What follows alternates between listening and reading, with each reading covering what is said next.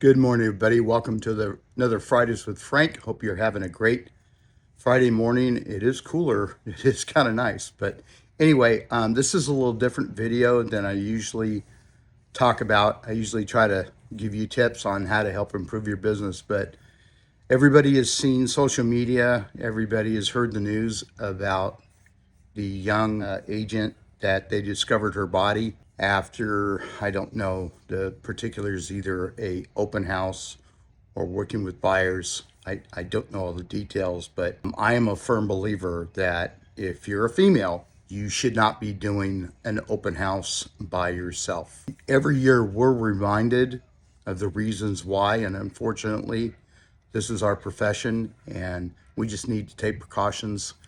I'm not going to get into all the ways of self-defense and everything because you could find that out on your own. But if you know of anybody that's doing an open house by themselves, gosh, please stop in at least for an hour. They've got to sign in. It's a terrible tragedy that we have to witness and go through, because my heart just goes out to her family because she's not coming back home. And I hate having to do this video, but it's a reminder for all of us. Please be safe. Do whatever you need to do.